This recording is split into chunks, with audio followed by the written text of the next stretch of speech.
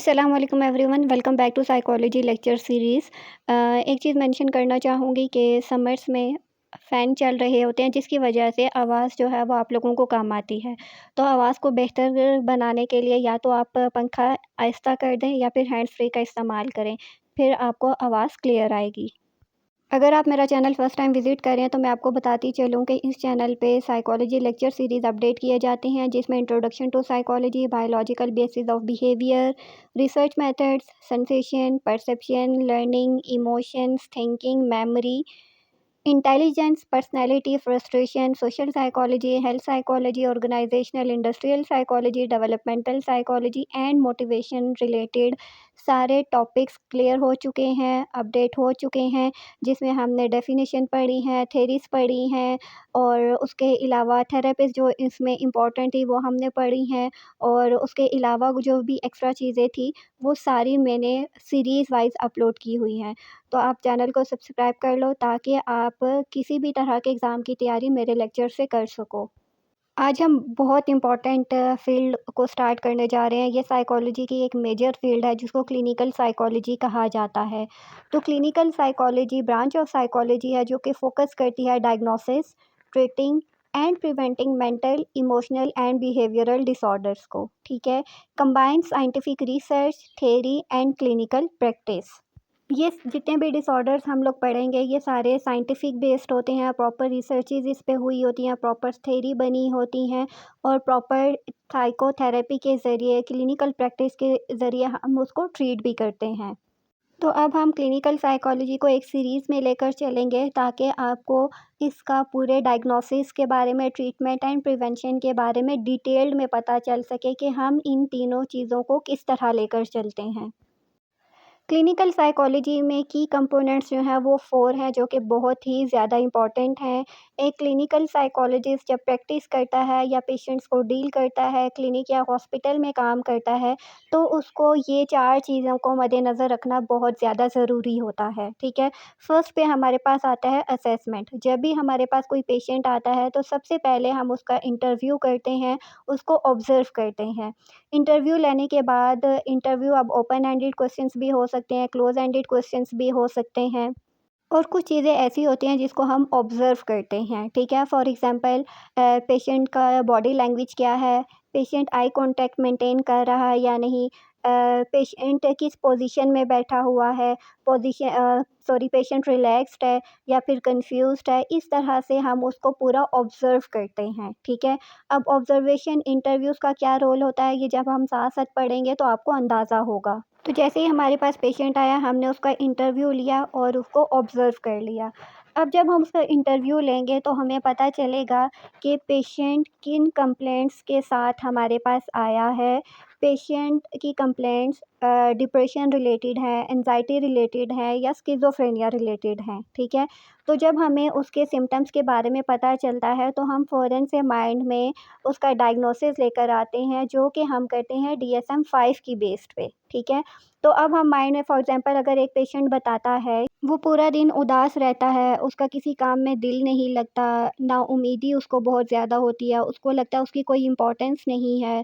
उसके अलावा उसको सुसाइडल आइडिएशन होती हैं, खुदकुशी के ख़यालात आते हैं, तो हम फ़ौरन से माइंड में लाते हैं कि ये हमें लगता है कि इसको डिप्रेशन है या डिप्रेसिव सिम्पटम्स हैं इस पेशेंट में। तो हम क्या करते हैं कि उस सिम्पटम्स के अकॉर्डिंग DSM को ओपन करके देखते हैं कि ये डिप्रेशन के क्राइटेरिया को फुलफ़िल कर रहा है या नहीं। अब जो क्लिनिकल साइकोलॉजिस्ट होते हैं वो DSM-5 का यूज़ करते हैं ताकि वो बेहतरीन तरीके से या अच्छे फॉर्मल वे में एक पेशेंट को डायग्नोसिस दे सकें अगर पेशेंट उस क्राइटेरिया पे पूरा उतर रहा है। अगर पेशेंट उस क्राइटेरिया पे नहीं उतर रहा तो हम उसको कभी भी डायग्नोज़ नहीं करेंगे। बेसिकली DSM-5 हमें हेल्प आउट करता है कि हमने पेशेंट को किस कैटेगरी में ऐड करना है ताकि हम उसका ट्रीटमेंट कर सकें, ठीक है?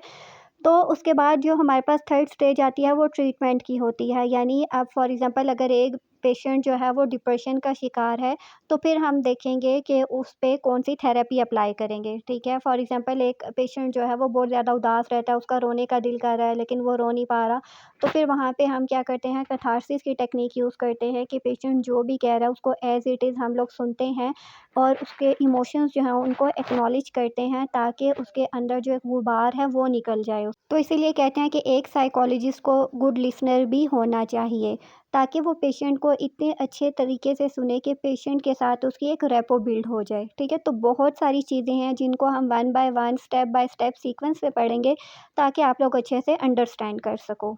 ट्रीटमेंट के बाद लास्ट ऑप्शन हमारे पास आता है कि प्रिवेंशन, कि हमने पेशेंट को इतना एम्पावर करना है कि पेशेंट दोबारा से फिर से उस कंडीशन में ना जाए, फिर से डिप्रेसिव सिम्पटम्स की तरफ ना जाए, फिर से उदास ना हो, तो उसके लिए हम उसको कुछ कोपिंग स्किल्स सिखाते हैं। अब कोपिंग स्किल्स क्या है, ये हम इंशाल्लाह टाइम के साथ डिस्कस करेंगे। इंशाल्लाह हम ये भी डिस्कस करेंगे कि DSM-5 क्या है, उसमें कितने डिसऑर्डर्स होते हैं, उसमें कितनी कैटेगरीज़ हैं और किस ऑर्डर के लिए हम कौन-सा टेस्ट यूज़ करते हैं और फिर उसको ट्रीट कैसे किया जाता है, यानी उस पे कौन-सी थेरेपी अप्लाई की जाती है। अब ये जितना भी प्रोसेस होता है ये स्टेप बाय स्टेप चलता है, इन सारे स्टेप्स को हम डिटेल में इंशाल्लाह डिस्कस करेंगे और अब आई होप आपका कॉन्सेप्ट क्लियर हो गया होगा कि क्लिनिकल साइकोलॉजिस्ट जो है जब उसके पास पेशेंट आता है सबसे पहले वो उसकी असेसमेंट करता है।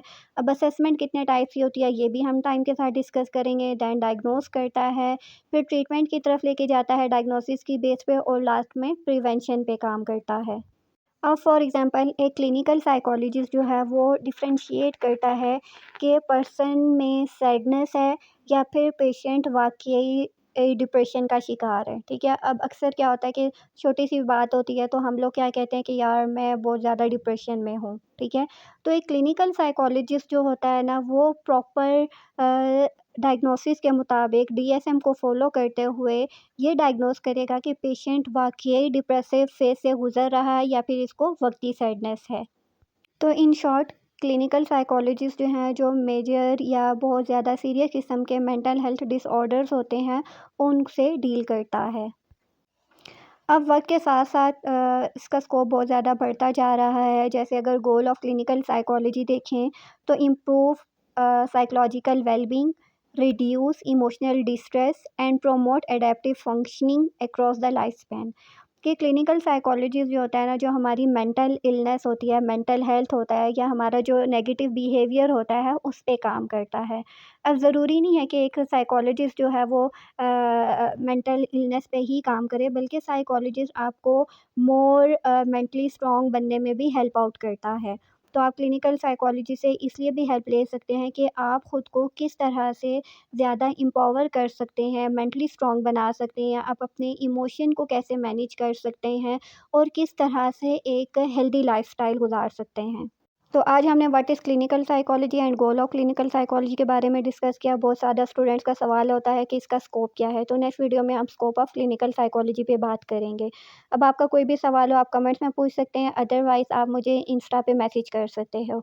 इंस्टा पे मैसेज करने का मतलब हरगिज़ अपने फॉलोवर्स इंक्रीज़ करवाना नहीं है, बल्कि इंस्टा पे ऑडियो का ऑप्शन होता है, वहाँ पे बंदा ऑडियो के थ्रू अच्छे से क्वेश्चन को क्लियर कर सकता है। इसके साथ ही अपनी वीडियो को एंड करते हैं, तो लाइक शेयर एंड सब्सक्राइब करना ना भूलिएगा। See you in the next video, till then take care, अल्लाह हाफ़िज़।